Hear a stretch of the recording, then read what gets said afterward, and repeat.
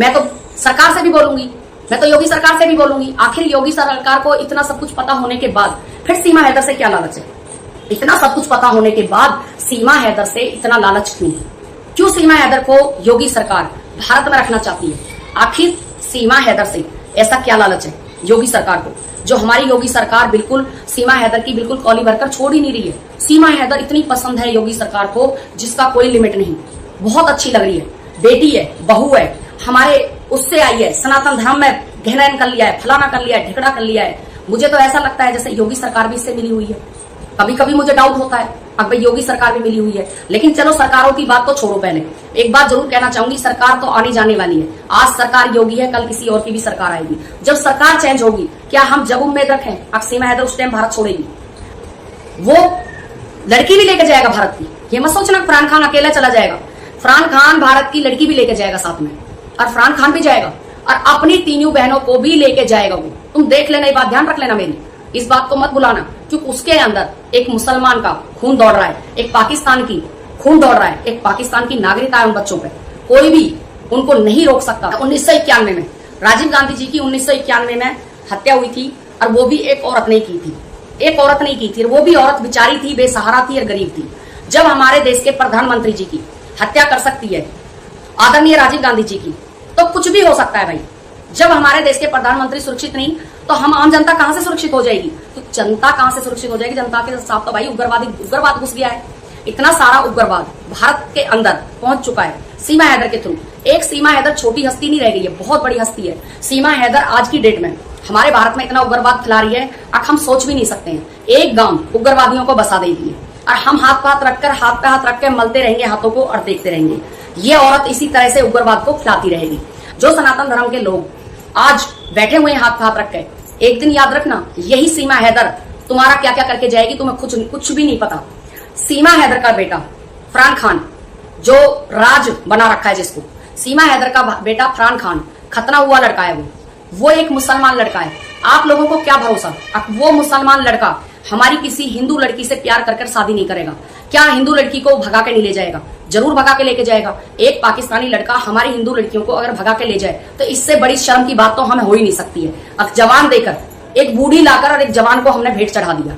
इन चीज को भी आप सोच लेना, आप सोचना इन चीजों को। भाई मैं जो कह रही हूँ, मैं चाहे तो ठीक ही कह रही हूँ, और आप लोग इन चीजों को एक बार सोचोगे जरूर। अब सुनीता क्यों ऐसी चीजें आज कह रही है?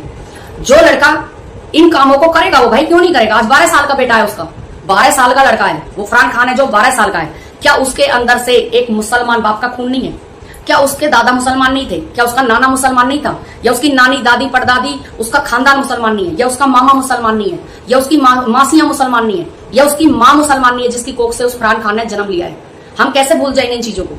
क्या आप लोग भूल सकते हो? मैं तो नहीं भूल सकती भाई, मैं बिल्कुल नहीं भूल सकती, क्योंकि मुझे याद है एक वीडियो में उस फरहान खान ने एक वीडियो में इंटरव्यू दिया था, जिस इंटरव्यू में उसने कहा था, हमारे मीडिया वाला एक भाई था, उसने पूछा था आपको पता है आप कहाँ के हो? उसने बताया हाँ मुझे पता है, मैं पाकिस्तान का हूँ और मेरी मम्मी मुझे लेके आई है। और मेरी मम्मी ना तो पाकिस्तान में हमारा ध्यान रखती थी, ना हमारा ध्यान हिंदुस्तान में आके रखती है। हमारी मम्मी वहां पर भी फोन पे लगी रहती थी और यहाँ पर भी फोन पे लगी रहती है। हम लोगों को ना तो पाकिस्तान में आज तक इस औरत ने टाइम दिया, ना भारत में आके इस औरत ने टाइम दिया हमको। ये फरहान खान ने बोला था एक वीडियो में। दूसरी बात, फरहान खान को फिर उस मीडिया वाले ने पूछा, अब भाई बेटा एक बात बता, आप लोग कैसे आए? अब मुझे पता है पाकिस्तान से हम दुबई आए थे और दुबई से हम नेपाल आए और नेपाल से हम बस में बैठे, जहां की हमने 8 घंटे का सफर किया बस में। उसके बाद हम काठमांडू आए, काठमांडू से हमने बस पकड़ी, वहां पर हमें सचिन मिला, लप्पू और भी बहुत सारे लोग मिले होंगे जो बच्चा नहीं जानता होगा। वहां से हम सीधा नवेड़ा आगे रहुपुरा। अब आप एक बार बताइए, जिस लड़के को इतना सब कुछ पता है, अब वो कैसे आया, कैसे नहीं आया, कौन से रास्ते कर आया, कौन सी बस में बैठा, कौन सी बस में चढ़ा, कैसे कैसे हुआ, उसको सबका पता है। क्या वो वापसी का रास्ता नहीं बनाएगा उस रास्ते का? जिस रास्ते से वो आया है उसकी माँ ही है, क्या उस रास्ते का वो फरहान खान वापस नहीं जाएगा? आप लोगों को ऐसा लगता है अब वो वापस नहीं जाएगा? क्या वो अपनी माँ पर प्रेशर नहीं देगा? क्या अपनी माँ से वो वीजा नहीं लगवाएगा? क्या उसकी माँ उसकी मदद नहीं करेगी उसको वापसी जाने में? वो लड़की भी लेके जाएगा भारत की, ये मत सोचना फरहान खान अकेला चला जाएगा। फरहान खान भारत की लड़की भी लेके जाएगा साथ में, और फरहान खान भी जाएगा और अपनी तीनों बहनों को भी लेके जाएगा वो। तुम देख लेना, ये बात ध्यान रख लेना मेरी, इस बात को मत भुलाना, क्योंकि उसके अंदर एक मुसलमान का खून दौड़ रहा है, एक पाकिस्तान की खून दौड़ रहा है, एक पाकिस्तान की नागरिकता है उन बच्चों पे। कोई भी उनको नहीं रोक सकता, अब वो पाकिस्तान की नागरिकता लेकर भारत में नहीं बैठेंगे। इस चीज के लिए कोई उनको वो नहीं कर सकता। क्या सीमा हैदर नागरिकता नहीं है सीमा हैदर के पास पाकिस्तान की? आज भी सीमा हैदर पाकिस्तान की नागरिकता है। एक नागरिक दो देशों का नागरिक कैसे बन सकता है? क्या सीमा हैदर को भारत की नागरिकता मिलने के बाद क्या सीमा हैदर भारत की नागरिकता भी रहेगी और पाकिस्तान की भी रहेगी? यानी कि पाकिस्तान भी जा सकती है और भारत भी रह सकती है।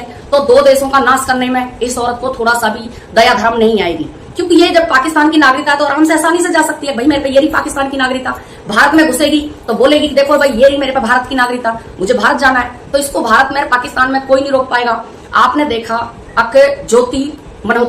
ज्योति मल्होत्रा पे तो पाकिस्तान की नागरिकता भी नहीं थी, फिर भी ज्योति मल्होत्रा जाती थी, आती थी, वीजा से बड़ी आसानी से निकल जाती थी, कोई नहीं रोकता था उसको। क्या ज्योति मल्होत्रा पे जब नागरिकता नहीं थी और वो पूरे पाकिस्तान में घूम के आ सकती है, पूरे पाकिस्तान में घूम के आ सकती है, सबसे मिल के आ सकती है, बड़े बड़े लोगों से मिल सकती है, तो क्या सीमा हैदर नहीं जाएंगी या सीमा हैदर के बच्चे नहीं जाएंगे? आप लोगों को ये लगता है कि ये बच्चे कभी लौटकर पाकिस्तान नहीं जाएंगे, ये पाकिस्तान के नागरिक हैं तो ये कभी नहीं जाएंगे? मतलब तुम लोगों ने इनको सनातनी बना दिया, तुम्हारे उसमें इतना गुलाम बन के रहेंगे। आज की डेट में एक अपना बच्चा तो कहना मानता नहीं है, एक अपना बच्चा तो गुलाम बन नहीं सकता। तो ये सीमा हैदर के बच्चे और सीमा हैदर आप लोगों का क्यों कहना मानेंगे? जब सीमा हैदर ने अपने बाप का कहना नहीं माना, अपने बाप के इज्जत को तार करते हुए 13 साल की उम्र से आ रही है, 13 साल की उम्र से अपने बाप की इज्जत को बिल्कुल मिट्टी में मिलाते हुए आ रही है, तो आपको लगता है सीमा हैदर इस टाइम पे भाई हमारा कहना मानेगी, भारत का कहना मानेगी, भारत के लोगों को कहना मानेगी? क्या एपी सिंह सदा जिएगा? एपी सिंह कितने साल जिएगा? एपी सिंह 75 साल का है, तो कितने साल और जुवाओगे उसको? कितने साल तक एपी सिंह इनको बिल्कुल कंट्रोल में करके रखेगा? आप लोगों को लगता है सीमा हैदर को नागरिकता मिलने के बाद सीमा हैदर एपी सिंह का कहना मानेगी या ये बच्चे कहना मानेंगे? ऐसा लगता है आप लोगों को? मुझे तो नहीं लगता। आप अपने बच्चों को तो संभाल नहीं सकते, सीमा हैदर को तो तब कंट्रोल में करके रखोगे, पहले अपने घर को तो कंट्रोल में करो।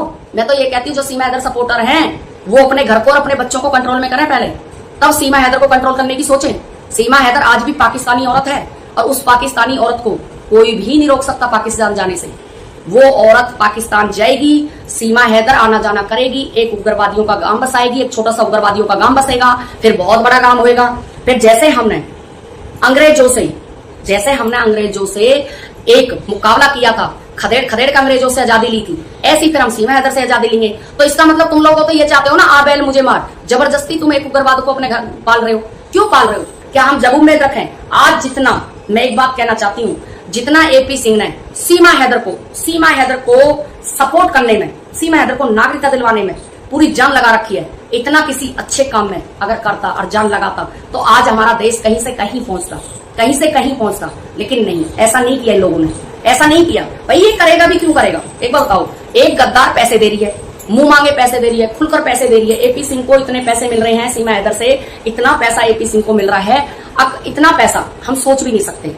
महीने के कम से कम 8 से 10 लाख सीमा हैदर कमाती है, 17-18 चैनल है सीमा हैदर के। सीमा हैदर के पास फंडिंग भी आती है, विदेशों से भी फंडिंग आती है, दुबई से भी फंडिंग आती है। फिर वो कहाँ जाती है? वो इन्हीं कामों में जाती है। क्या लप्पू कमाता है? लप्पू 10 रुपए भी नहीं कमाता और उसकी औकात भी नहीं है 10 रुपए कमाने की। वो 3 भाई हैं, तीनों भाई में से कोई नहीं कमाता, 2 भाई सगे, एक सौतेला भाई है, तो वो कोई नहीं कमाता है क्योंकि उनके बस की नहीं है भाई। उन्होंने तो एक राग बना रखा है। अब वैसे भी वो हीरो बन गए, फेमस हो गए, ओहो इनके घर में ही तो आई है सीमा हैदर, इनके घर में ही तो सीमा हैदर आई है, तो अब तो ये लोग और ज्यादा फेमस हो गए हैं, और ज्यादा इन लोगों ने फेमस एकदम ऐसे कहो पूछो मत भाई। सीमा हैदर तो इन्हीं के ही उससे आई है, तो इतना फेमस हो गए ये लोग जिसकी कोई लिमिट नहीं।